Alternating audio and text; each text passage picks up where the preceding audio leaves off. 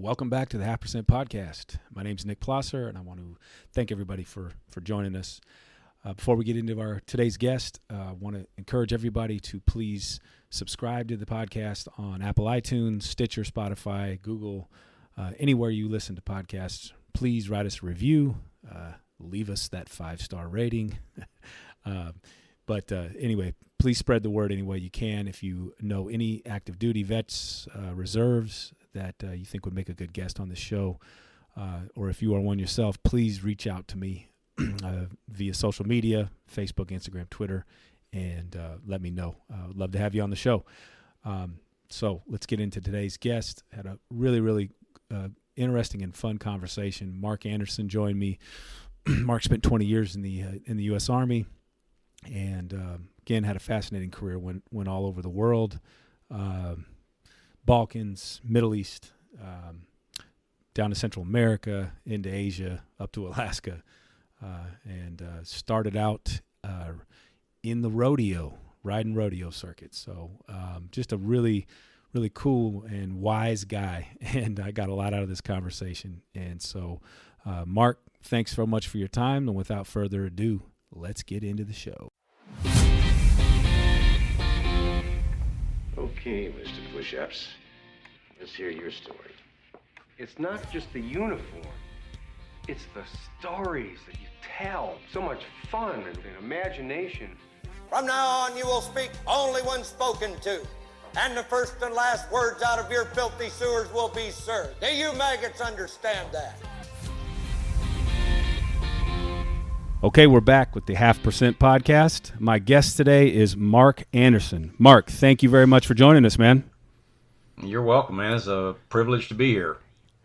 So, Mark, real quick, can you just give us real basic bio info? You were in the Army. You want to take it from there? Yeah. So I entered the service in 1991, right when Desert Storm was in the process of hitting its peak, and I spent 20 years in. I went in as 11 Bravo Infantry, and I got out. By the time my career was over with, I was in logistics and working at a brigade level, and I retired in 2011 and came back to the real world. And I hear that. the real world is probably as odd as the Army world was, so and gotten a little bit stranger, but that's right. 20 years in the Army, and it was an awesome experience, and I wouldn't trade it for anything in the world. Okay, cool. So we'll go. We'll. I just wanted to get that quick intro in and out, but then we'll get back to that. Very quickly, I'm always curious to get the reason why. Part of the reason to do the show was to get the reason why people join. And your story when we talked previous to this was really interesting to me, and kind of how you got to the Army. You didn't do it the traditional. You get out of high school, you'd go in as enlisted at 18 or whatever it is, and then go from there. You kind of took some detours along the way. So you're originally from Louisiana, and did you come from a military family? Did you what was your kind of impetus to go towards the service? Well, I was always the old guy wherever I went in the Army, because when I joined, I was 31 years old. I was born in 1959, and like you said, I'm from Louisiana. I grew up on a rice and cattle farm, and the majority of the men that I grew up around were World War II and Korean War veterans. Okay. And as I got to be, around, 8, 9, 10 years old, local guys started coming back from Vietnam, and I was exposed to them too. And pretty much the stories that they told and kind of convinced me that the military was a terrible place to go unless you wanted something really bad to happen to you. Right. And so the flip side of that environment was that everybody that I grew up around was pretty much a farmer and a cattle rancher and cowboys and stuff. And so I kind of gravitated toward the cowboy part of life, and I did that for decades. I went professional rodeo. I went to college on a rodeo scholarship. Yeah, so sorry, I'm going to cut you off right there. I didn't even know that existed until recently. I've got a good friend in Miami, Oklahoma, not Miami, Florida, but there is a place, Miami, Oklahoma, a tiny place, but he has at a junior college there, and they offer rodeo scholarships. And I just learned of that a couple years ago. So can you just dig into that real quick, because that is definitely not traditional route to go through college for, I think, probably most people outside of the South and the Midwest, right? Pretty much. There are some folks. There are some from up north, and then of course out west is pretty common. But it's the NCRA, the national NICRA, National Intercollegiate Rodeo Association. Okay. And it's been around for quite a while. It's probably been around since the '60s. And I was rodeoing professionally. And one of the folks I ran across in my travels was the rodeo coach from Western Oklahoma State College, and he offered me a scholarship, and I took it. And so I went to college and went to a bunch of college rodeos. And then after college, I kind of drifted away from rodeo. I got married and opened my own business, and that was a struggle. And then Desert Storm broke out. Well, my brother-in-law was a forward observer for the Field Artillery forward observer for a reserve unit that had gotten deployed over there for Desert Shield. And so we spent a lot of time, as you might guess, watching all that going on. And I was like, I ain't rodeoed in a while, and I'm kind of bored. And this seems like it's going to be the last big circus of the 20th century. So I think I talked to my wife and I said, how about I go over there and help your brother Jeff out? And she's like, well, that sounds like a good idea. And so you got an understanding wife, man. Well, yeah, she didn't stay that way, but she started out that way. So my idea was, other than the stories I grew up with as a kid, I didn't really, have a real grip on what the military actually did, other than, jump out of machines, shoot people, and break stuff. That's right. So I thought, I looked around, I looked at all the different services, and the Navy didn't appeal to me, and the Air Force didn't appeal to me, and the Marines had the coolest looking dress uniforms. And so I tried to join the Marines. And I went to their recruiting station 3 times, and they never were there. So finally, on the 3rd time, I was like, I'm going to miss this. This is going to just leave me behind. I'm going to end up not doing anything. So I walked across the hallway and joined the Army. So just like that. Just like that. It's kind of like Davy Crockett's one of my role models, and the observation that he's most famous for is, be sure you're right, then go ahead. Right. Well, I ain't always been right, but I've always gone ahead. So I did it in this case, and fortunately it worked out for me. But I went in and I joined up, and they gave me a bonus and a bunch of money. And well, at first I went in and they give me this list. I had to take the test, and they give me this whole list of jobs. And like, wow, you did really good. Here's about 40 or 50 jobs you can choose from. And I said, Cavalry Scout, that sounds good. Of course, that's my cowboy background. Right. And I said, I want to be in a cavalry. And they're like, yeah, okay. But if you go into the infantry, we'll give you a $4,000 bonus. And I was like, okay, you had me at $4,000. That's $4,000, right? Yeah. And in 1991, and when you got 2 kids and a pregnant wife, that was a pretty good incentive. Amen. So that's what I did, and I went in. That's it. And like I said, I had my own little business, and I told them, I said, look, I've got some loose ends I need to tie up, some things I need to take care of. I can't just jump on a bus and leave right now. I said, can you give me a couple of months? I said, yeah. They're like, yeah, sure. This war ain't gonna be wrapped up by then. And so I said, all right. I went in on the deferred entry program, and of course the war was over a week and a half later, and. So I'm sitting there watching TV going like, I'm in the Army now, and the circus is over. I've missed the circus, the parade, everything. But all right, well, what the heck? So I tied up my loose ends, and off to Fort Benning I went. Okay, but Fort Benning was your So I'm sorry, I interrupted you there real Go quick. ahead. So that was No. So Fort Benning was that was where you did your basic training.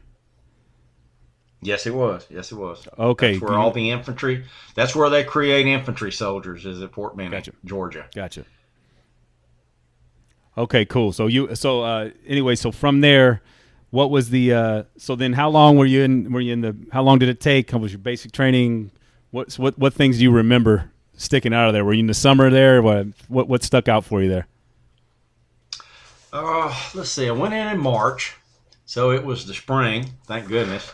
Yeah, right. I was in there with the beginning of summer, so I got all of it. I mean, a little bit of the cold weather and a little bit of the hot weather and stuff. But again, being that late bloomer guy and going in the Army at 31, I was always the old guy everywhere I went. So I showed up at Fort Benning along with all the other guys, and I'm looking around, and I'm surrounded by 18, 19-year-olds. And I'm like, okay, this is going to be interesting. I hope I can keep up with them. But here I am. So we got off the bus, and they got us all in formation. And, did the yelling and the hat in the face and the whole 9 yards. And of course, I'm standing going like, well, this ain't no surprise. I've seen this on TV, so I'm pretty sure it's what they get paid to do. And they look around, they got everybody in formation, and they're having us, carry duffel bags and run around like chickens with our heads cut off and try and maintain some kind of organized chaos. And they kept looking at me, and finally one of the drill sergeants walked over and was like, how old are you? And I'm like, I'm 31, drill sergeant. He's like, damn, you're almost dead, aren't you? I said, close, but not quite. So I think I got a few good years left in me. He said, all right, you're platoon guide, which was basically the basic training version of the platoon sergeant. Okay. I was like, okay, I kind of went into Forrest Gump mode. I do what you tell me, drill sergeant. And so they put me in charge, and I learned they taught me how a platoon was put together and how to pick my squad leaders and how to keep everybody focused on the mission and do all the stuff that basically, because the platoon guide is the platoon sergeant. That's and right. You answer to the drill sergeants. And so every day they told me, you'll probably get fired in the morning. I'm like, roger that, drill sergeant. They fired me one time, and I stayed fired for about 30 minutes. And the guy they replaced me with couldn't pour piss out of a boot with the instructions wrote on the heel, so they hired me back. And I stayed platoon guide for the rest of the time. But it wasn't a bad experience. I mean, it wasn't that hard. I didn't think it was hard because I was an old country boy, farm boy, cowboy, and I always had been in pretty good shape. So we had to run and do all the PT and all that stuff. And then whenever somebody did something stupid, of course, everybody had to pay for it. And we finally grasped the picture of positive peer pressure and getting your arms around the weakest link and making them stronger so that, you can go to bed at a decent hour. That's right. And, but I really, as far as anything crazy coming out of boot camp, wasn't much. I mean, you had a lot of guys that they came in as tough guys, and from all their different walks of life. We had gangbangers, we had rednecks, we had wannabe gangster guys with all Italian last names, if you will. Right. So right. But by the time we got to AIT, everybody had coalesced into this somewhat of a slightly dysfunctional family, but basically everybody got it that they were all in this together. Right. And we I guess there was some guys there that hated the drill sergeants. I'm sure there always is, but I came out of it realizing like, oh my God, I do not want your job. This is one I'm never going to volunteer for. Right. And they were pretty good guys. And I actually ran into a couple of them later on down the road in different places once they'd stepped out from under the hat.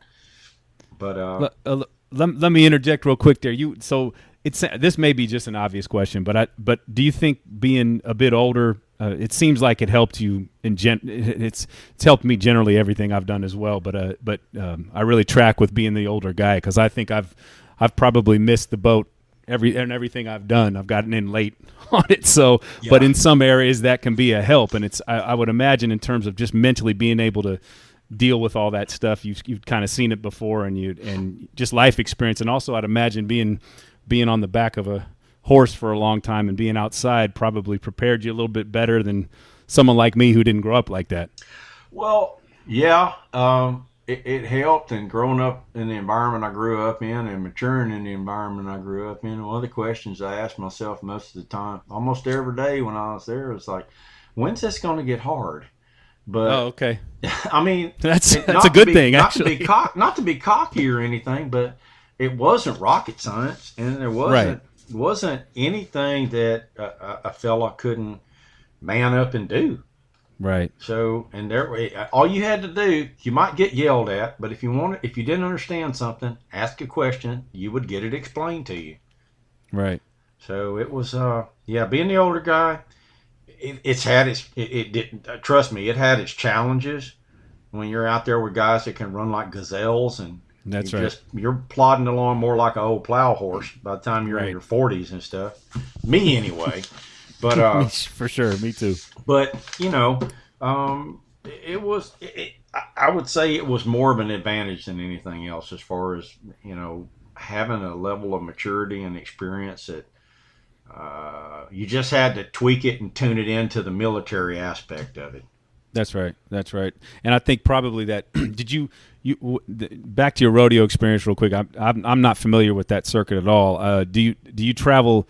Are you all over the country? Are you kind of geographically situated in the South, Midwest, Northwest type deal, or where does that take you? It's up to the individual. You can stay local. You can stay in one particular geographic region.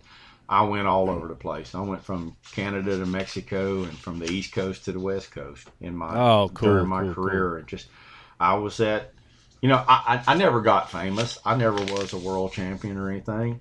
I made enough money to get by on, but right. I saw some stuff. I saw the country. That's. I was going to say that experience is definitely unique, and I mean, travel's been that way for me, but you can't help but do a bit of maturing when you're forced to, be around different people, and I would think that part probably prepared you pretty well for, dealing with a boot camp with people from all over the country, because you were used to that by then. Well, I think one of the things it does is you start out young and you end up kind of old inside, right? And it teaches you, one of the things it teaches you is how to assess people, right? And not so much in that assess them for how they can. What their best use is for you, but just assess them as how they are, and you're going to be around them, so you need to know them, and you need to learn how to figure out people fairly quickly. Right. And rodeoing was you're around a lot of different type of people. Most of them pretty good. Most of them pretty good folks. Some of them were some pretty rough old cobs, but it helped. It helped. Right. Right. Okay. So we'll fast forward. You finish up your you finish up your boot camp. You're an infantry. Where do you go from when your class is done? What do you do from there? Well, I went back home for a couple of weeks. I had my orders. They gave us all our orders before we left out of AIT and boot camp and what have you. I had been assigned to Fort Campbell, Kentucky, the 101st Airborne Division. Okay. So they said, now you're going to have to show up in your Class A's and all that, and have all your paperwork, and have all your gear that we're issuing you here, and show up with your duffel bag and all spit shined and everything. So I went home, spent a couple of weeks at home, then I got on a Greyhound bus and made my way to Fort Campbell, Kentucky, and got to my first unit, the 2nd of the 502nd. 2nd of the 50 Deuce, and they had not long been returned from Desert Storm, And so there were some of them that were in the process of getting out and ETSing. There were some of them that were there still trying to make sense of everything and, trying to get back to their quote unquote normal Army life and just kind of put everything in perspective. And so I walked into that, and the 101st Airborne is not really jump out of airplanes guys anymore. They probably stopped that right after World War II. Maybe, I think they might have jumped one time in Vietnam. I don't remember my military history quite that well. But it was air assault. And so we spent a lot of time in helicopters. Okay. And that's where I learned how to rappel. And, we doing the air assault tactics and stuff, come in low out of the sun and all the helicopters bounce off the ground a couple of times and about 10 guys jump out and start shooting. So I spent 7 years there. And while I was there, that period of time, there wasn't a whole lot going on for the regular Army. And I think the coolest thing that happened is we went to the Sinai Peninsula on a peacekeeping mission. And right now, the Sinai is a dangerous place. It is not a good place. Back then, it was the Middle Eastern version of Margaritaville. And it was, it was pretty cool. It was nice. And so that was a really cool experience, getting to go. And of course, we got a lot of R&R there. And so we got to go to Cairo and see the pyramids and do stuff like that. Yeah, it really, really was. And how long were you over there? I think we were there 6 months. Okay. We were there for 6 months, and that must have done a good job because nobody shot at us. I was going to say, he came back intact. So we spent a lot of time out in the desert, out in the Sinai. Actually went to Mount Sinai where Moses received the 10 Commandments. Right. And I was going to say, did you get a chance? Yeah. Sorry, did you get a chance to get to Israel? Yeah, came away with the conclusion that he actually was lost in the desert when he was out there because you couldn't find this place on purpose. So it's out there, but it was cool. And then I came back, and after that, it was just, garrison time, field time. And back in those days, we spent, if you went to the field, you went to the field for 30 days. It wasn't like go for a week and come in on Saturday night, take a shower, spend the night at home, and go back out. No, we went out, we stayed out. And which was cool, extended camping trip. That was pretty cool, I thought. I was going to say, just a long camping trip. Yeah, man. It was neat. Got to shoot and stuff, go to ranges, blow stuff up. Had a lot of, I guess they had a lot of ammo, pyro, and explosives left over from Desert Storm, and we did our best to expend all of it. Right. So, but I got kind of bored, and I had met some people that a lot of people don't know this, but the Army has a veterinary corps.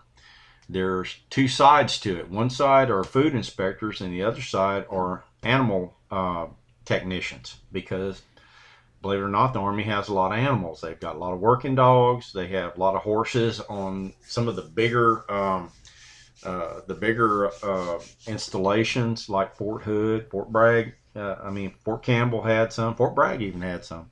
And I was like, I know horses. I know animals. I know livestock and stuff. And I asked permission to go do on-the-job training at the vet clinic because I thought I was coming up. I was fixing to come into the window where it was time for re-enlistment or go back to the real world. And I was like, there ain't much going on. I got into this thing to go to the war, and that kind of fizzled out, and doesn't look like there's another one on the horizon because these were the Clinton years. Yep. And or going into the Clinton years, and everybody was kind of like standing down. I was like, let me try something else. So I went OJT for the to the veterinary side of the house, and I did that for 6 months, and that was... Sorry, let me ask the dumb civilian question. What is OJT? On the job training. Oh, okay. Well, just what I thought. See, Yeah. I told you it was a stupid civilian question. No. There ain't no stupid question. This if you don't, I really try not to use a lot of acronyms because there were people in the Army that could have an entire conversation with them, and no one would act like they didn't know what an acronym meant, even though most people didn't know what half of them meant.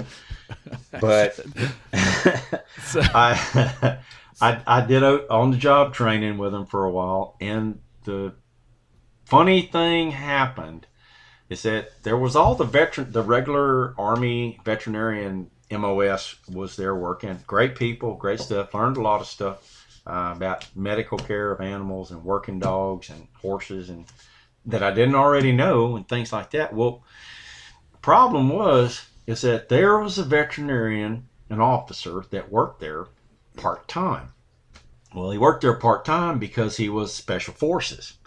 Okay. You know, Special Forces, the veterinarian field is kind of a big deal for them because of they spend most of they make their money in third world countries, and third world countries are pretty much, for the most part, driven by agricultural and herding societies still, and to this day. So this guy, one day he might be doctoring a local chieftain's goat herd. The next day he might pull his favorite wife's teeth. And the next day, he might be sewing up a bullet hole in his brother-in-law. So, and this fine gentleman, and Lord forgive me, I can't remember his name. He would bring in the MOS for medics in Special Forces is 18 Delta.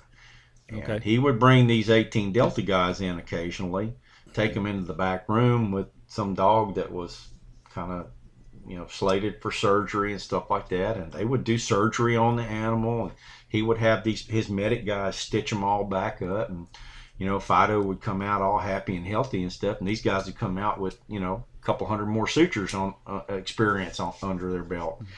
Right. And he started talking to me, and he talked me into trying out for SF. And at that time, I was 34 and pretty much in my prime, and so I took him up on it. And that's right. I went to the Special Forces selection and got selected. So, of course, my unit wasn't that happy with me. After they said, well, I went back and they're like, you done with OJT? I said, yeah, kind of. I got some other OJT. I said, what do you mean? I said, well, I went to selection when I was there, and they kind of I got selected. And so, I'm going to the Q course. So I cleared out of there, and I got selected for 18 Delta. And so I went to the last Q course that they had at Fort Sam, Houston, Texas. And about a third of the way through, my wife, who had started out as being so understanding, kind of had some mental challenges. Okay. And so I ended up with, it was either I get divorced and stick with Special Forces, or I get divorced and raise my 3 kids. And it didn't take me a whole lot of time to make my mind up, but it was one of them, wow, that just happened moments. Yeah. And so, I figured, that Green Beret was really cool and really special, but my 3 kids were probably going to pick my nursing home, so I stuck with them. That's right. I was just about to ask you that's got to be a tough decision. I mean, that's the was a basketball coach for quite a long time. That's the NBA of the Army. I mean, pretty much, right? Like that's the top of the top. So that had at least got to be a little tough if you kind of found your way in that there, and then obviously not choosing it over your kids, but still it's got to. It was a punch. It was definitely a punch in the gut. It was after making it that far, but it really wasn't. It was kind of a no-brainer. I mean, that's right. It was just one of those things, and so one of those things. Real quick, for those that don't know, I know this, but can you explain a bit? The Q course is the training for Green Berets, obviously. Yeah, so can you talk a little bit about that? How long it takes? I've covered it with someone else, but Yeah, it depends on the MOS they pick you for. The 18 Delta course, considering the fact that you're basically a doctor, a dentist, and a veterinarian all rolled into one, is the longest, I believe. If I remember correctly, I think it was 18 months, and that was before you went to language school and stuff. Wow. And I believe the weapons specialist and the engineer and the communications, they're no less intense. I don't think they're quite as long though, but you have to, getting selected is just the first step. Once you get selected, that's basically, being a hard ass and sucking it up for a couple of weeks. And of course your military skills have to be on point. And you have to pass a psyche eval test, which I still wasn't sure how that happened. But anyway, but when you go to the Q course, then that's just the next level up of demanding. And, that's where if you don't know what an A game is, then you figure it out real quick. That's right. But things happen, man. Life happens. Right, that's right. And the real quick, so the extra length on that on your particular MOS was that due to the medical part of that training? Right. Okay. Right. That's right. Okay. That would have been much longer. So I had to go and have a talk with the powers that be that were there at Fort Sam Houston, that unit, and tell them what was going on and the fact that I was going to have to exit stage left. That's right. And they were good with it. They were fine. They're like, hey man, you can't be in special forces till you've been divorced 3 times. So I'm like, well, it looks like it's going to happen. I'm on number 1. So number 1. And check back with you after another 2. Yeah. But I went back to Fort Campbell, and they actually sent me back to my same old unit. And they're like, well, it was kind of like being back in the bunkhouse, like you're going to get a lot of ribbon and stuff. And I was like, that's right. My guys, there were still some of my friends from the first time around there. They understood what was going on and stuff. So I moved back into barracks and saw my kids on the weekend and what have you. And then, just kind of settled back into Army life. Of course, it had its challenges. And then I ended up...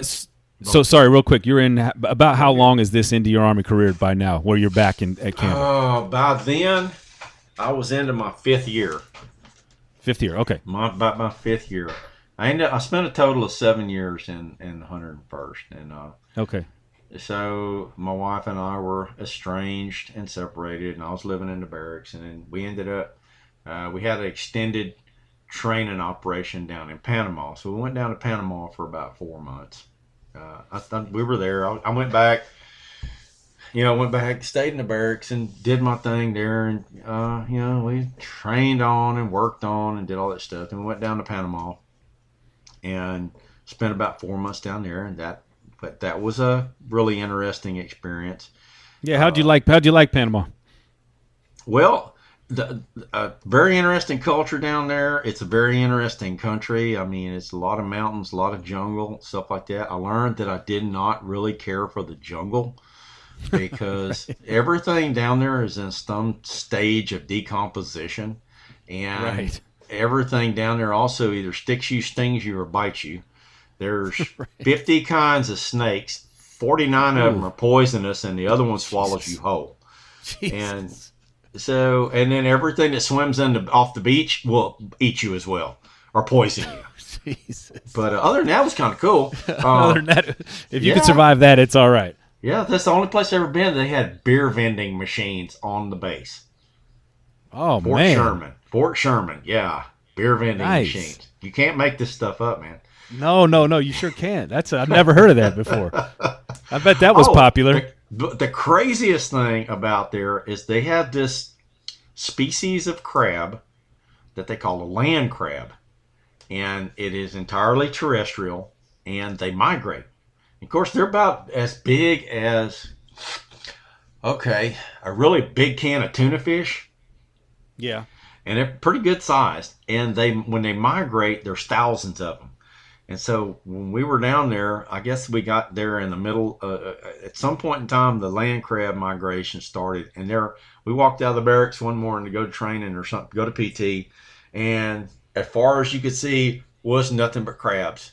And like the barbarian horde. Yeah, it was crazy. It was like something out of a science fiction movie, and the platoon sergeant was, man, about face, we're going back into the barracks to do PT.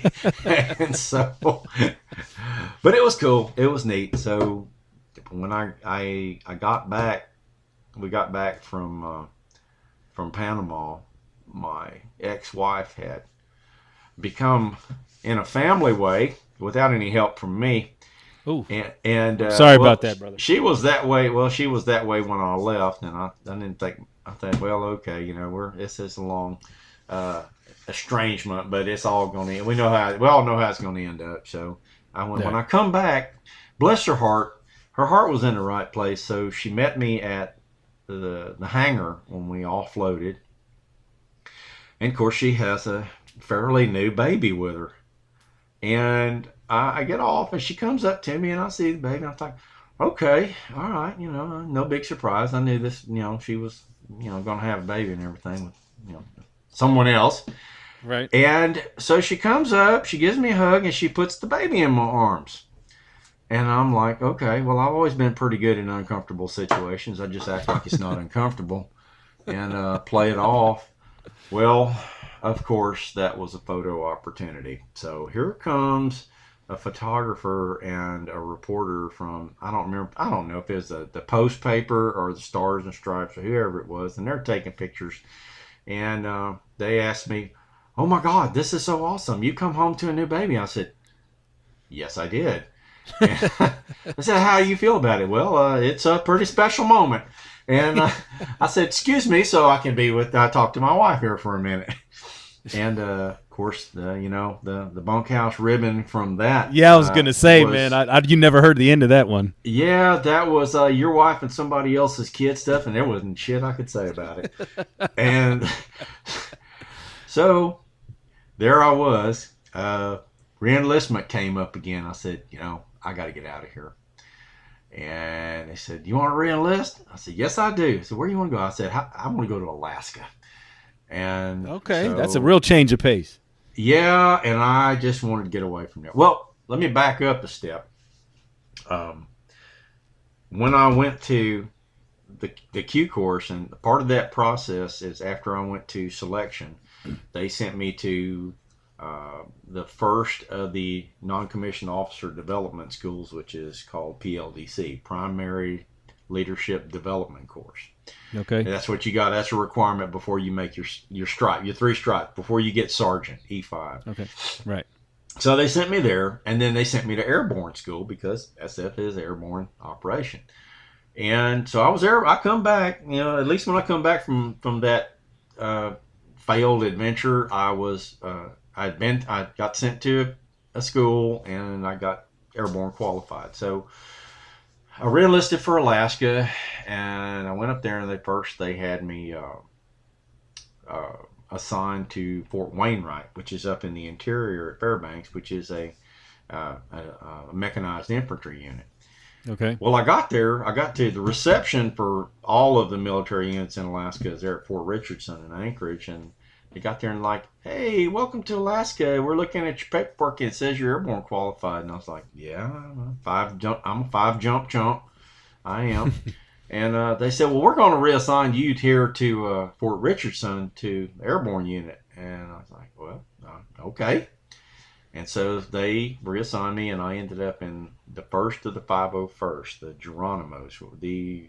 What I've been told, what they definitely were proud of there at that unit was the first airborne unit that was stood up in World War II. Oh wow, okay. Yeah, it had a big Indian chief with the full war bonnet as their crest and stuff, and they're really proud of that unit. And I gotta say that the 3 years that I spent in Alaska with that unit were my best 3 years in the Army. Really? Yeah, it was a great place. I was divorced when I got there, finally, right. And Alaska is an awesome place. Yeah, it is. I've been there once. It is unbelievable. The training, the military training that we did in the Arctic and in the cold weather, and then just out in the howling wilderness that exists right outside of city limits, was awesome.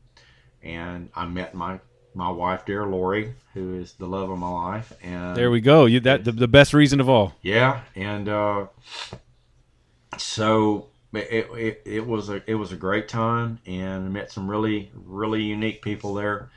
And one of my children still lives there. She's a teacher there, working on her master's degree. She teaches out in the bush. The only way you can get to this village where she teaches at is fly. And, wow. Yeah, and so it was really great. And that's cool.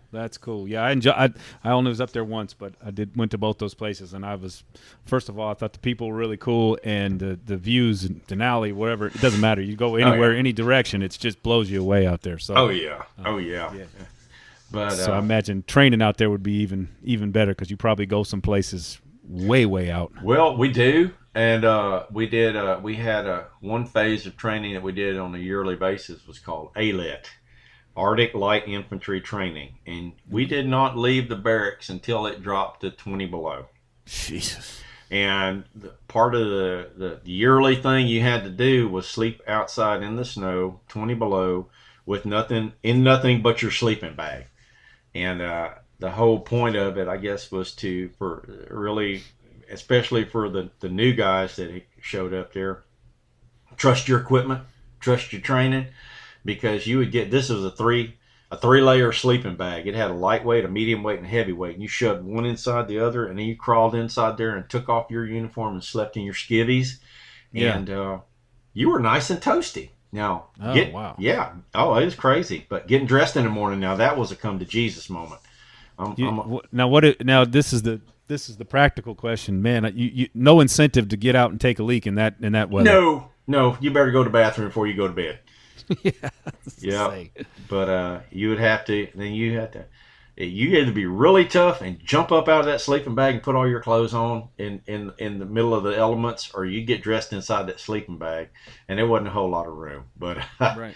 But it was neat, the training in the winter. But one of the really cool things that we got to do, being stationed there, was that we have a training operation with the Thailand's army called Cobra Gold, and we would fly from Alaska and jump into Thailand.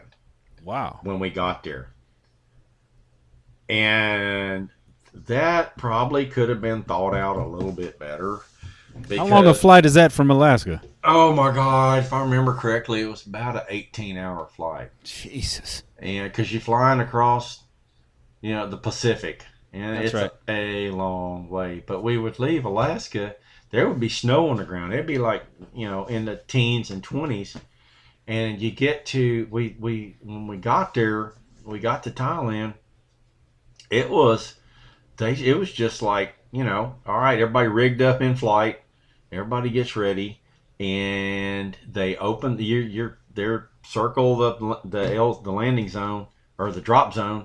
And then them doors come open, 115 degree air and 99.9% humidity just comes in there. People just started throwing up right there.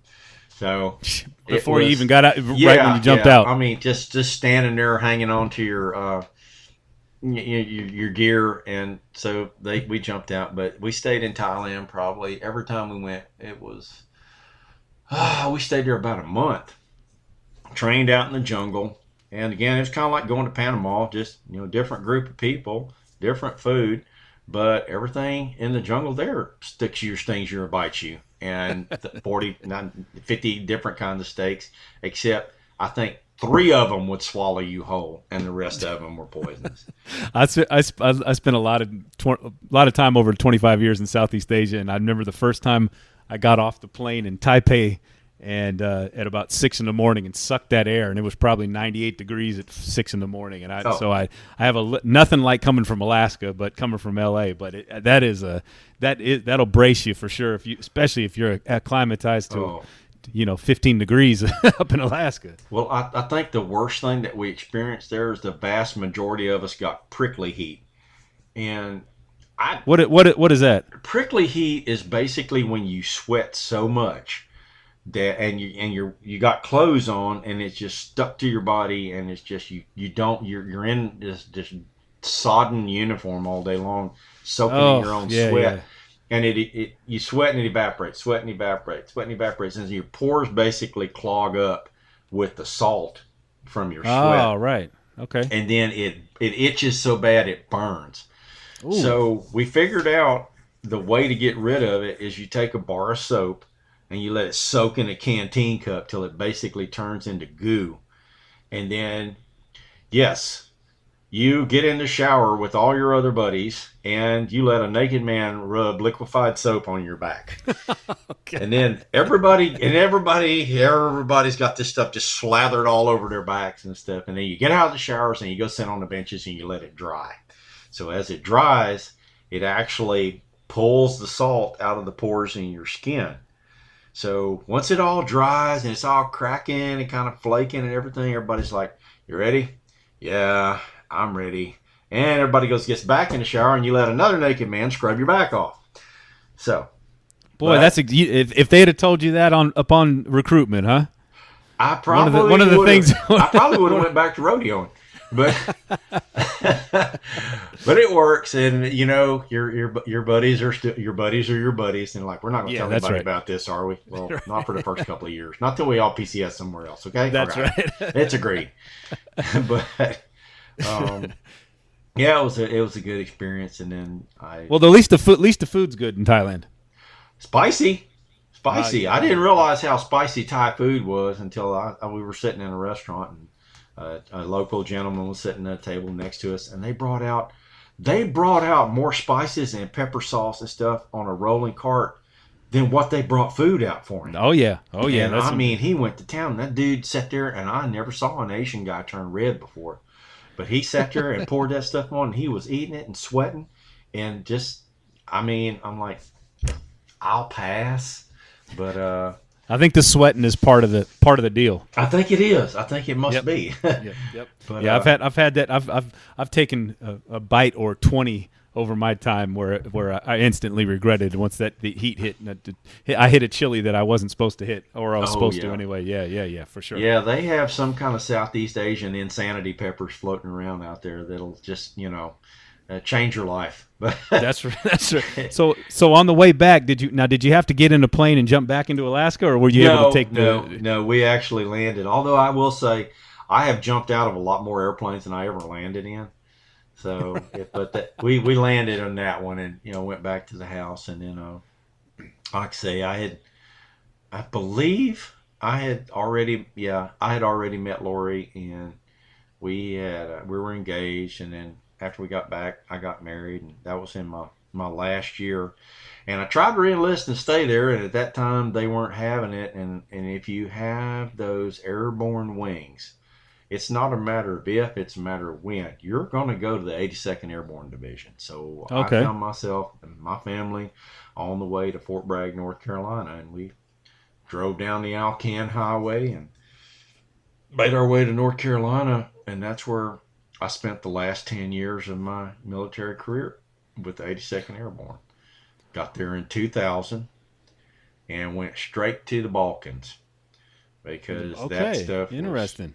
The Serbia, Bosnia, all that mess was going on, and I got there and I went to I was assigned to the first of the 325. The Red Falcons, first of the 325. And we were about 2 months later, I found myself in Kosovo. I was going to say where you got to Kosovo. Yeah, I spent a couple weeks in that region, but so you were in Kosovo, and then what was your job at this point, like within the infantry? What exactly were you doing? Then I was a squad leader. By then I made my E6. I'd made my E5 at Fort Campbell. I was in Alaska. I made my E5 as sergeant, and then I got promoted to E6, which is staff sergeant, and I was a squad leader and when I was in Alaska, and then so when I hit the ground at Fort Bragg, I was E6, and I went into the company I was in, and of course I went into a squad leader position, and we went off to Kosovo, and it was a battalion mission, if I remember correctly. I don't think it was a brigade. Of course, back in those days, I couldn't see any further than anything bigger than a battalion. So, right. and actually more like what our company was doing. And so off to the Balkans we went, and that was interesting. That was interesting. It's funny. I traveled all over. This was about 2000. Oh, it's 8, 9, maybe 10. Actually, I was there, and I found that I went all over Serbia, Bosnia, Macedonia. Croatia, the whole bit, and I found that place fascinating. I mean, obviously it wasn't during wartime, but going through Sarajevo and Mostar and those places, and trying to get my head wrapped around the different, the Serbs and the Croats and and the history of that place. So, but what were your impressions of it? Well, I was there in the spring of 2000. Actually, I think we were there in the fall, if I remember correctly, because I remember it was cold and it snowed. So we got there. Yeah, it was in the fall, because I'd gotten to Fort Bragg in the summertime, and we ended up leaving and going, and we were there at Christmas time. So yeah, I went there in the fall, and this was 2000, and it had simmered down some, and it was a peacekeeping mission, but there was still a lot of unrest, and I will tell you, an AK-47 will kill you just as dead on a peacekeeping mission as it will in wartime. Sure enough. And we were on the receiving end of some of that, and our biggest adversaries were well, let me back up before I get into that. I like you, I found it a fascinating region of the world. I've always been interested in history, and the history of the place. When I really dug down into it, the people of that region, and it's mostly attributed to the Serbs, is that they stopped the Ottoman Turks. That's right. And for 75 years, that massive military empire was unable to come back to Europe on any kind of military expedition because of what it cost them.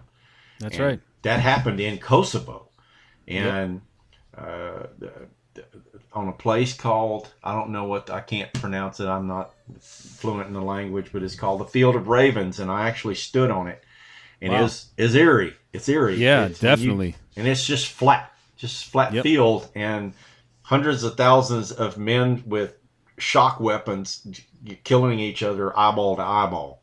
Yeah. And of course it basically wiped out the military strength of the Balkans, but again, it sent the Turks home, and they didn't leave for 75 more years after that. Yeah. Yep. So it was all the people of that region are a fiercely proud people, and they have long memories, and they're not really keen on forgiveness.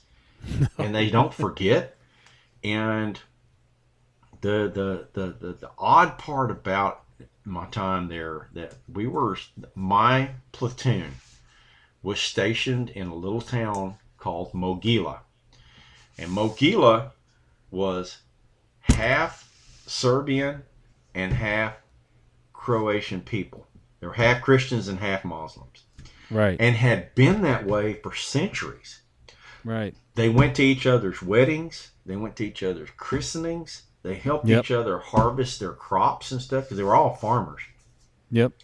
And our outpost was built on top of, this whole thing was down in a flat valley, and our outpost was built on top of probably about a 600-foot tall mound, which at the time was the site of an old Greek Orthodox church Greek Orthodox church. Well, but before that, it had been the site of a castle or a fortress of some kind. And so from on top of that mound, we could survey, we could see for miles on this valley. And the whole place, my takeaway from that whole place was it was a place that had 1 foot in medieval times and mindset, and 1 foot trying to get a foothold in the modern world. That's a good way of putting it too. That's a good way of putting it. There were people I saw. That was the first place I ever saw people farming with oxen and making a living.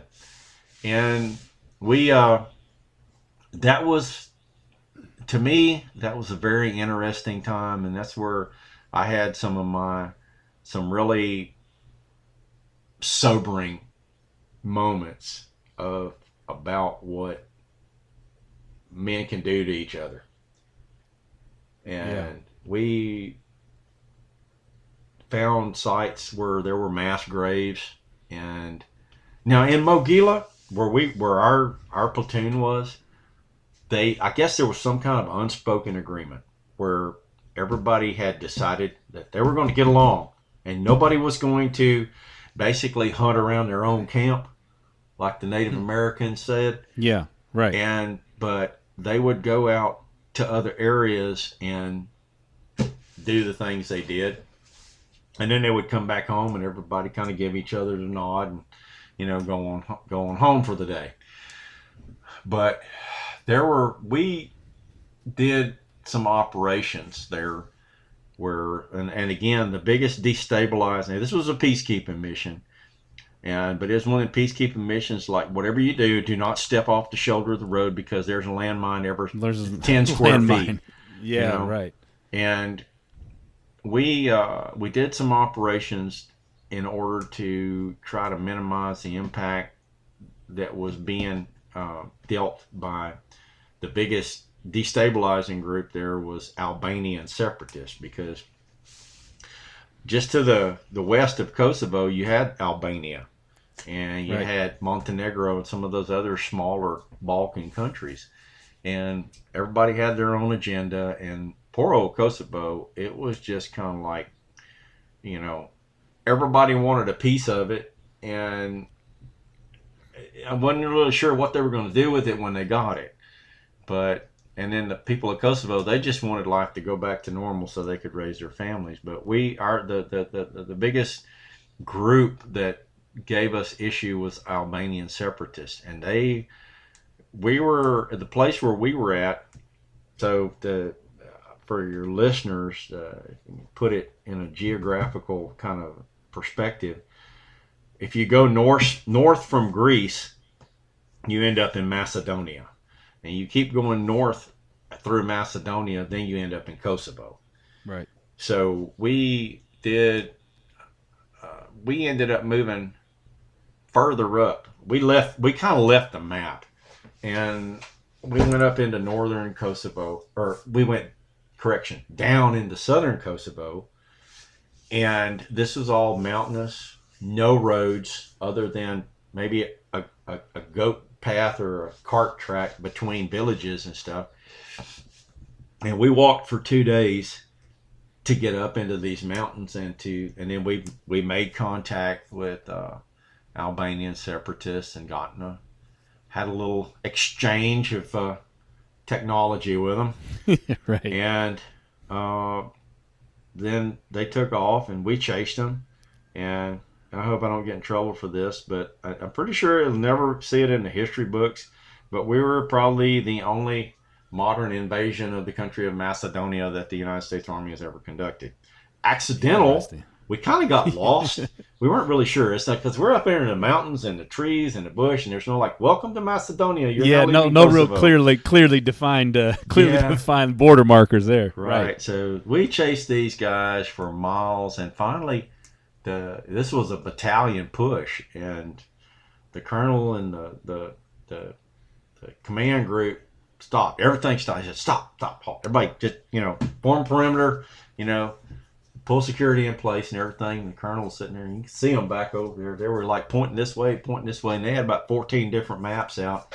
And finally, the word came back. The platoon sergeant said, guys, we accidentally invaded Macedonia, and the Macedonian army found out about it, and they're on their way, and they're not really all that happy. Like, we need to go back right now. So everybody just turned around in place, and we backtracked back up out of there, and we got it back across the border and went back, and we all kind of stopped. There was a school like 500 yards across the border, and of course it was abandoned and everything. So we got there, and everybody kind of like got into position and everything, and I kid you not, it looked like Comanches coming up over the hill. All these BMPs and other armored vehicles just pulled up on the horizon on this ridge, and so we're sitting there looking, and we done put the American flag on this schoolhouse, and down this road, they stopped on the ridge, and down this road comes the unit commander and his entourage, and they've got 4 or 5 flags. I mean, it looked like a parade, and they were coming down the hill, and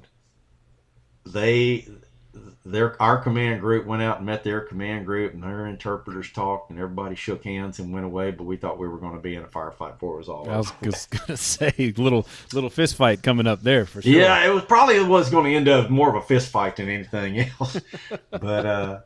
But we had gotten in a firefight before that, and there was a few casualties, and but on their side, we were pretty good. But I mean, that whole time there, I mean, we slept in barns and slept in the woods and pulled guard duties, and I kid you not, that was people tell ghost stories, right? Yeah. So I remember taking my squad and going through villages up in the mountains. Nobody there. Doors open. Walk inside the houses, and the tables are set for dinner, and empty, just empty, gone, nobody there, and whole villages like that, just like everybody just got up and walked away or something. Ghost towns, like they were all raptured immediately. Yeah, it's like, but I think something a little less pleasant probably happened to a lot of them. Yeah, of course. My platoon, that same schoolhouse that we ended up at the conclusion of our tactical withdrawal, was my platoon got left there to hold that and conduct patrols out of there and what have you. And there was a graveyard right next to there, and I mean, you think of that part of the world, and it's like, the Balkans, Romania, the Carpathians, Transylvania, all that stuff. It's all in that region, right? And when you're standing guard duty at 0 dark 30 in a graveyard, and all these headstones leaning and collapsed graves, and these big trees and the fog's rolling in. If it doesn't make the hair stand up on the back of your neck, you don't have any nerves, none whatsoever. I was just visualizing it, and it scares me a little bit thinking about it. Oh, it's spooky. I mean, you want to talk about jumping at every sound? Yeah, nobody ever fell asleep on guard duty out there. I was going to say, you didn't have to worry about guys cashing out there for sure. No. Jeez. You might have to worry about a few accidental discharges or something. Yeah, right. Right. But we came back from there, and then it was cool till 9/11, and then 9/11 started. Oh well, 9/11 happened, and we were having a brigade level field exercise. Everybody, the whole brigade was out in the field, and that's probably brigade's probably 5,000 men, right? 6,000 spread all over Fort Bragg, and we'd been out for probably about a week and a half. And we were fixing to move an entire battalion to another, and Fort Bragg, the reservation, it's pretty big. I can't remember, but I know it's probably 50, 60,000 acres. Right. And we were going to move the whole battalion to another spot and go through another phase of the operation. And we were all loaded up, middle of the day. Everybody's, smoking and joking, having a good time. First sergeant jumped up on the tailgate of our deuce and a half, and he's like, "Hey man, we're all going back in. The Twin Towers and the Pentagon just got bombed. Just had airplanes flown into them." And he got real quiet, and everybody's like, "Okay, so all right, that's a new twist on the training, right?" He said, "No, man, this just happened. This is real." He said, "We just got called back in by the President of the United States." And I'm like, "Oh crap!" So then the rest is history. We deployed and we went, and the deployments happened, and the surge happened, and so did you do Afghanistan first, Iraq? What was your? I never made it to Afghanistan. I went to Iraq 3 times. I was there. The first one we went to, we got sent up to Kurdistan. Yep. And we actually had the displeasure of being put in charge of a prison for some really bad characters that were, some of the precursors to ISIS. Yeah, and I was going to say. Were you in Erbil, or were you outside that, or? No, we were. Soleimani. Okay. Yep. El Soleimani. I'm trying to. Sorry, it wasn't a pop quiz. I just was curious. I'm a little bit familiar with the region, so I was just curious, because that's just for people who don't know, the Kurds are, are allies in that region. If that could be, would you say that's fair? Always were. Tough guys too. They'll fight a circle saw and give it 2 rounds head start. And oh no, they're warriors. I mean, my goodness. No doubt. I mean, you can trace their military prowess back to the Crusades. Oh my God. No problem if you don't. I was just curious, and just for the context that the people are, that they are our allies, but they've been getting it in the neck for a long time from all sides. So the Richard the Lionheart. I can't remember if it's the second or the third crusade. The guy who fought him to a standstill and actually took Jerusalem, his name was Saladin, and he was a Kurd. He was a Kurd. Okay, that's right. And that's so that was the first trip up there. We had to deal with those guys, and that was kind of not our cup of tea, not what we were built for, but we did it. And then the second trip was the surge, and we were there for 18 months. Outside of Baghdad, and our next door neighbor was oh my gosh, I haven't thought about this in so long. That's all right. The cleric, the clerical guy. You're talking about the Iranian backed cleric there. Yeah, and I can't remember his name. He's a chubby guy, and Sadr. Al-Sadr. Al-Sadr. The guy's name was Al-Sadr, and the place where we outside of our western fortifications was Sadr City. Wow. Okay. And and they were very kind and very understanding, and they made sure that they shared all their armaments with us on a pretty regular basis. Yeah. They had snipers that were always shooting at our guard towers, and they lobbed Chinese missiles at us on a fairly regular basis. And they did some damage, but did that one. And then the last deployment that I went on, I had gone to another unit, gone over to 1st Brigade, the 1st of the 504th, the Red Devils, and we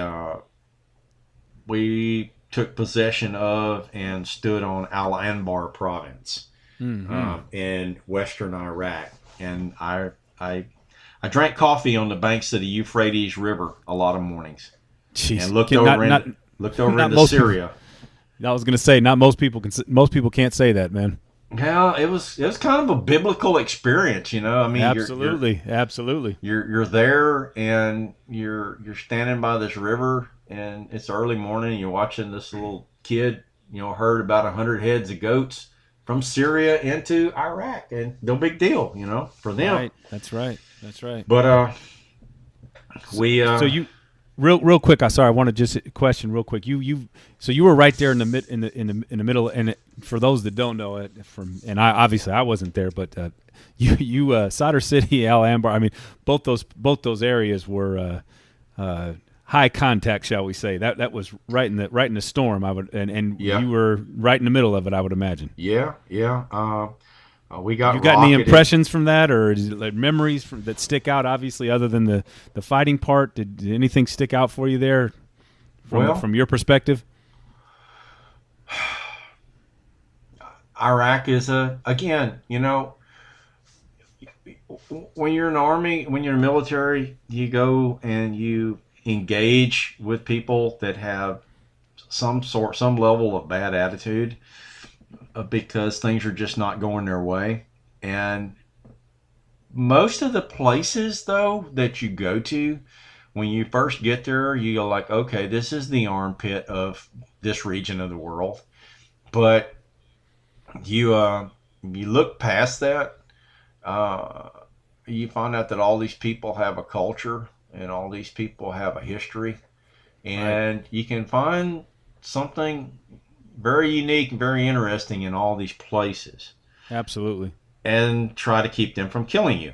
So right. That's the downside of it. But not everybody there wants to kill you. There's a lot of people that are glad you're there, and that's why you're there, to help those people. Right. And so, Iraq, Mesopotamia, man, that's the cradle of civilization. That's right. And talk about an old history. Jeez. Yeah, well, you feel that you feel that ancientness, if that's not taking too much liberty with the English language. You feel not at all. When you're there, you feel it. You if you have any sensitivity to you at all, you feel that. And especially, I mean, we were like, I think where we were at one point in time, we were like 15 miles from Babylon. And I really wanted to go. I was gonna say, man, did you get a chance to go? I never did. Yeah. Never did get a chance to go, but like I say, when I was at an outpost at a place named Ubaidi, and that was on the Syrian border, on the banks of the Euphrates River, and you are out there. You're out there in the never never. That's right. And it's interesting, and that's some of the stuff, the combat, the danger, the stuff that you do that never leaves you, but the places that you go, that's some of the takeaway as well, that stays with you. And it was pretty cool. Now that last deployment when we were in Al Anbar province is. And what year was this right? Because obviously Al Anbar, that was the center of the surge. So what year that was after. No. During the surge, our unit, we were out on the outskirts of Baghdad. Oh, right. That was Solder City at that time. Yeah. So by the time you got to Al Anbar, that had had that died down a bit? It had died down. It wasn't where a lot of the Dodge City aspect had kind of simmered down a little bit in a lot of those places. And, we were basically, there were still incidents going on, but we're trying to get the Iraqis set up and, getting them to grasp the fact that, stop thinking about your tribe, stop thinking about your family as your identity and stuff, and think about your country. Right. And y'all get on the same sheet of music so that you don't need to call us, when the bad kids show up. That's right. But, and obviously, I dropped, that's where I dropped my retirement packet, was when I was with that last tour in Iraq. It was, I pretty much maxed out, I'd had enough. I was saturated. My fun meter was about pegged out. Right. And so it was time to move on to something else and go try to recoup some time with my kids before it was all gone. Right. And so, I did, and one of the odd things was, these a few years ago, sitting there watching TV and watching ISIS roll through that whole province and take over it, and going like, oh my God, this is how them old Vietnam vets must have felt. That's right. Yeah, exactly where you just were. Yeah. Yeah. Yeah. But that's that was it. That was. I mean, I've got lots and lots of stories, but that was pretty much it. Well, I want to go. We talked about this a little off the air, and a mutual friend of ours who put us together had referred to you as Uncle Andy. So I kind of just want to, if you don't mind, that just for background, Mark is probably being a bit modest here, but apparently he was the guy the Joe Whisperer, so to speak. So do you want to talk? They sent the broken toys for you to fix, I guess, is if for lack of a better analogy. Do you want to talk about being Uncle Andy? Well, yeah, I reckon. Actually, because that's how some guys that remember me, if anybody remembers me from, that's what they remember me as. But about my 15th, 16th year in the Army, I failed a hearing test. Okay. And I failed it pretty with authority, actually. And they gave me the option to either go back to the real world and be Mr. Anderson again, or to reclassify. And so I said, well, I've got this much invested in this. Let me go ahead and stick it out, So I said, all right, I'll reclassify. And they said, will you still jump out of airplanes? I'm like, yeah, I'll still jump out of airplanes. Mm-hmm. So they reclassified me, and they put me in logistics. And I never had done a day in a supply room. Matter of fact, I was one of the guys who gave the supply sergeants grief because they wouldn't let us have this or they wouldn't let us have that. And everybody had some hand receipt. And that's junk. Let me have some of it. No. Right. But so I ended up as a battalion logistics guy, what they refer to as the S4 being staff and 4 being logistics. And okay. So I ended up doing that, and that's honestly, when you're a knuckle dragger, all you really understand a lot about the Army is basically jump out of machines, break people, and break stuff and shoot people. Right. When you get all of a sudden find yourself in that level, then you start learning really and truly how the machine actually works. And so, the S4 is the logistics, the big supply in the sky, and that's where, you're responsible for getting the equipment for the battalion and doing contracts and special projects and a lot of the actual hands-on making stuff happen. Once it comes through the decision-making process and they decide exactly what it is they want to happen. And so I found myself in that position and doing that job. And I had a couple of clerks that were, had joined the Army to do that. And that was good. And they helped me. Not to say what the clerks, my subordinates taught me more about supply than any of the schools ever did. That's right. Because they knew that stuff. And you better listen to the people that know, no matter what their rank is. That's right. But we were, a lot of soldiers have issues in the Army, especially in the infantry. And some of these guys would get in trouble. And I knew I sat in meetings every week, and I knew all the first sergeants. And of course, I was in the headquarters company and stuff. And I don't remember even who the first guy was, but this guy was in trouble. And the next step for him was going out of the Army. And so it came up at a meeting. It's like, look, we're fixing it, because one of the things that went over, they call it chapter, because everything in the Army and the Uniform Code of Military Justice has a chapter number to it. And so when somebody's fixing to get put out, they call it chaptered out of the Army. So it came up at the meeting, and they were talking about all their people, that phase of the meeting was talking about chapters and stuff like that. And they're like, I don't know about this. I don't know. This guy might make it and stuff. And I was like, they said, but he just needs to be out of the company. I said, and they were like, well, where are we going to put him? And I was like, well, I could use some help.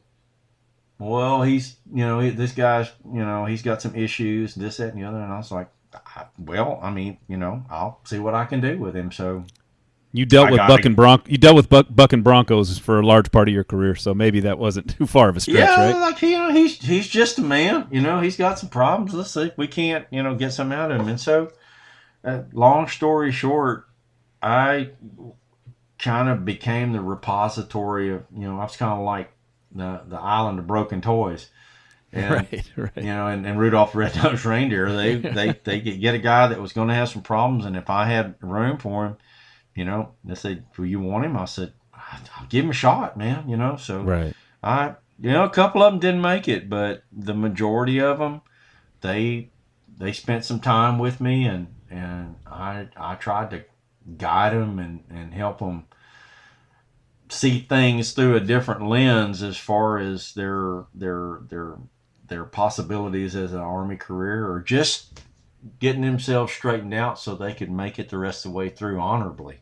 And I gotta say, I probably had a 90% success rate. And well, I'm always curious about that and that leadership part, and obviously going through the service.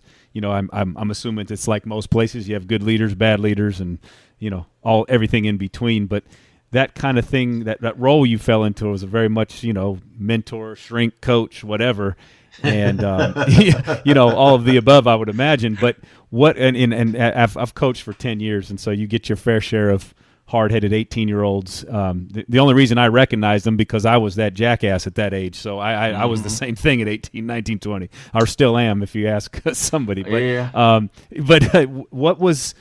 What was there some common threads with all these kids? Were you able to? What was kind of the key to getting to these kids in your opinion? Well, all of them's heart was in the right place. It's just that, some people don't react to structure well. Right. Some people have a problem with authority figures, even though, to me, it was always kind of a mystery. It's like, if you have a problem with authority figures, why in the name of John Wayne's Kulo do you want to join the Army? Did you go? That's a strange place to go if you got that problem. Right? But they were there. It was too late to ask that question, other than in just idle conversation. But I think the part that helped me was my life before the Army. Yeah. And the fact that when I got there, I was already a grown man. And I never really had my adult decision-making process and evaluation process of people. I won't say it wasn't influenced, but it wasn't formed by the military. And a lot of my background was spent in the world of horses and cowboys and cattle and stuff like that. And I grew up, I made a living on a horse for years and years, and I trained my share of them and been around a bunch of horse trainers and stuff, but I never seen anyone that could turn out a good horse by beating them over the head with a bucket every day. Right. And so the way you train a horse, if you want them to mount to anything, is you have this particular step in their training that you want them to embrace and accomplish. And you put pressure on them in various ways in order to get them to do it. And when they start doing it, then you take that pressure off and you reward them. Mm-hmm. And they come to the realization, horses and men, that this person is trying to get them to do something and they're not trying to hurt them. Right. They just want them to get to a place where you and them are both happy.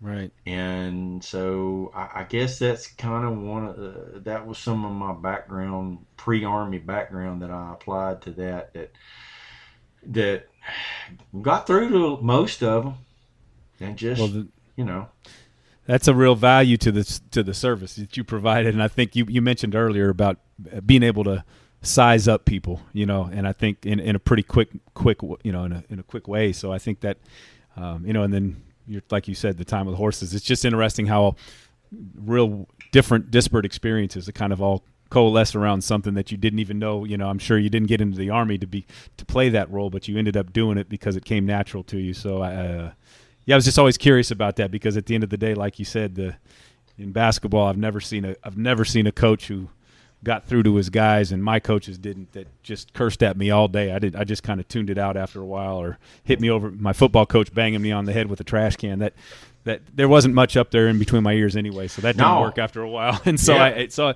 to hear you say that is very interesting, and that's a common thread that I've heard, that I've seen in myself and good coaches and good leaders. And so I was just kind of curious.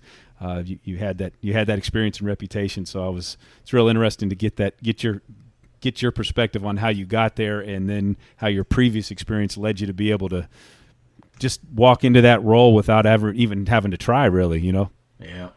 And as far as the Uncle Andy moniker, one of my young lieutenants that I first got, he was a jokester, and he called me that one day, and he did it in front of some people, and it stuck.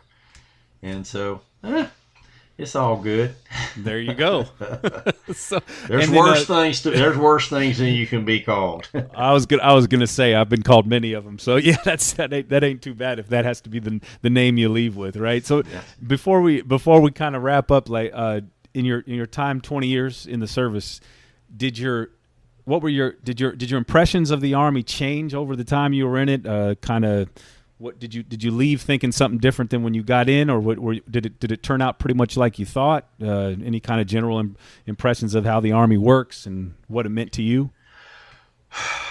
Well, I wasn't quite sure what to expect when I stepped off that bus. Nothing really took me by surprise. The longer I stayed in, though, the more that I witnessed, the more I experienced, the more that I came to the conclusion that the Army, I guess the military, but I'll stick to the Army.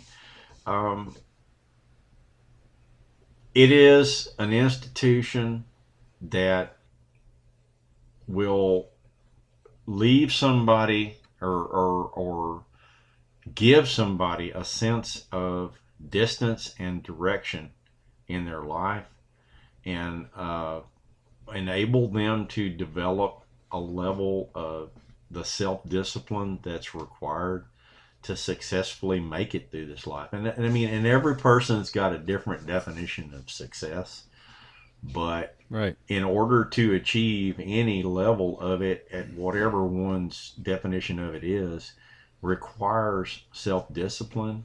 It requires a code, if you will. Mm-hmm.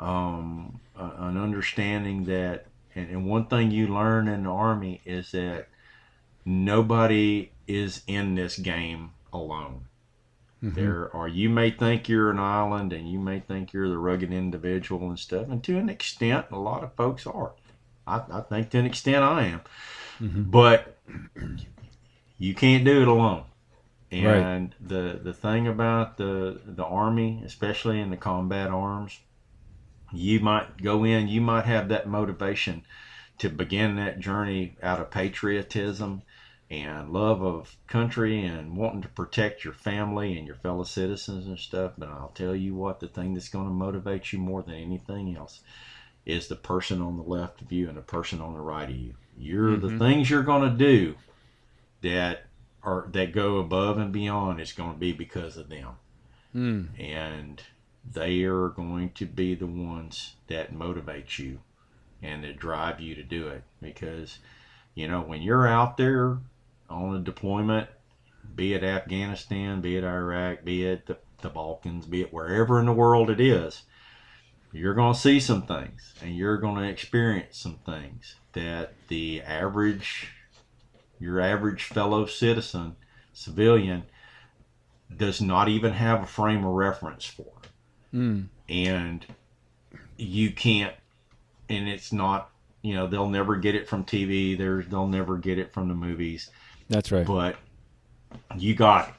and you know it, and you know that how important your fellow soldiers were, your leaders and your subordinates, and you come out of it. The longer time you spend in it, your view of it evolves, I guess. And when you finally, like me, after 20 years, when you finally step away from it, I definitely don't know everything there is to know about it, but I had a pretty good grip on the big picture when I finally did walk away from it. And there's political aspects of it. Once you get up in the ranks, there's people with ambitions that get up there and that have agendas, but far and away, it is made up of people who want to serve their country, who are there for the right reasons, and thank God they are. Right. And that's I don't think that's ever going to change, no matter how technologically advanced we become. And now, good Lord, now we have a Space Force. That's right. And we got Starship Troopers now. Science fiction come to life. Yeah, right? and so, I mean, military brats. This is a country made up of subcultures. Yeah. My children are military brats. Right. And they're like, the army, the military is a subculture. The military brat is a subculture of a subculture. Right. And my kids, I have 8 children, and 5 of them are adults. I've got 3 that are still, one in her teens. I got a 14-year-old, 11-year-old, and a 9-year-old still at home. But my grown children, they were army brats. And the third oldest one was born in Fort Campbell Hospital. And I spent a lot of time away from them, but my 2 boys, they followed me in. At my oldest son is Navy Special Operations. He's over in the Horn of Africa right now. Wow. And my youngest son went in to the Army, went to combat engineers, spent 3.5 years in, and 2 of them were spent in Afghanistan. He come back from his last deployment. He said, "Daddy, I can't do it anymore." And I said, "Son, you ain't got to do it anymore. Right. You've already done more than 95% of your fellow Americans will ever do." That's I right. said, "Come back to the real world, and we'll deal with it." And my poor wife, at one time, all 3 of us were on active duty at the same time. Sheesh. And fortunately, the youngest boy got hung up in AIT because of a medical issue, and then by the time he got out and got ready to deploy to Afghanistan, I was in the process of doing my clearing to retire. So she got off the hook on that one. But there must be something to it. Right. If an Army brat can live through that all their life and still decide that they want to go do it, it got to be something. Yeah, that's right. There's a call to it, and it damn sure ain't the money. No, definitely not. Yeah. Definitely not. That's yeah, thanks for sharing that, man. It's really interesting. I didn't know that about your 2 boys, so that's interesting, man. Yeah, and your observations about kind of getting out and what it did for you also, and then going into it a bit older, I thought was really a different perspective, because I would imagine the majority of people do it I would guess, I don't know, maybe not the traditional way, 18 enlisted or 22 as an officer out of college or whatever it is. Yeah. But still pretty young, and well, so I would say that is part of the reason. And there's nothing wrong with that path. A lot of people take it. The majority of people take it. Right. But when you are 18, 19 years old, you're fresh out of high school, and you step out into a combat zone and you see and you experience the reality of it, them kids just aren't ready for it. No, God bless them. They're tough as boot leather, and they come out of it They come out of it. But when you're a kid, you go in as a kid and you come out as a man, but it's a hard trip to manhood. Right. And let me rephrase that, because there's more and more, there's, young females that are, making that same trail, making that same track. And let me just rephrase that and say it's a hard trip to adulthood. Yeah, right. But it's an adulthood that only a relative few make it to. And there's things that no matter what you try to say, what you try to do, that the people that you stand on the wall for, they'll never understand. Right. And sometimes you really don't want them to understand. Maybe they sleep better at night because, somebody stand on the wall and protect them. And that's what you want. That's what you want for your moms and your dads and your relatives and the people you go to church with. You don't want them to have to see that. You don't want them to have to experience the things you've experienced. Yeah. Thank God for those young people. Yeah, no doubt about it.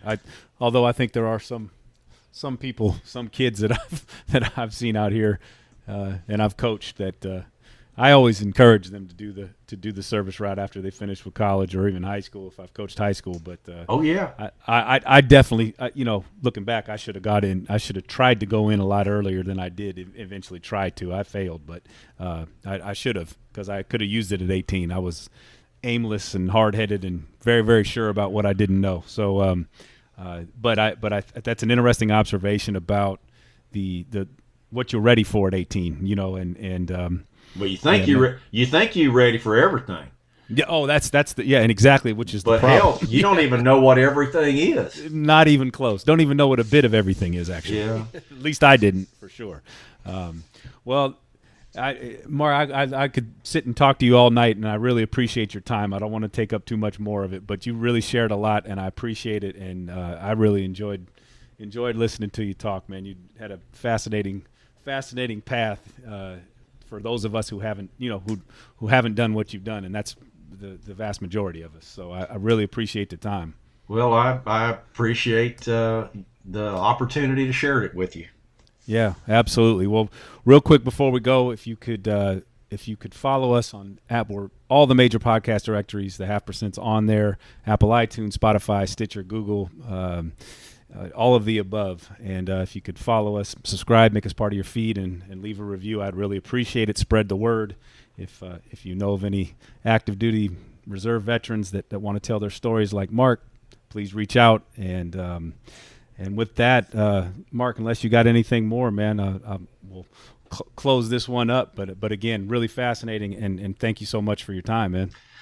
Well, I appreciate you reaching out to me as well, and just let your people know, or the listeners out there, that the military stands on the wall, and they will always stand on the wall, and so we come from all walks of life.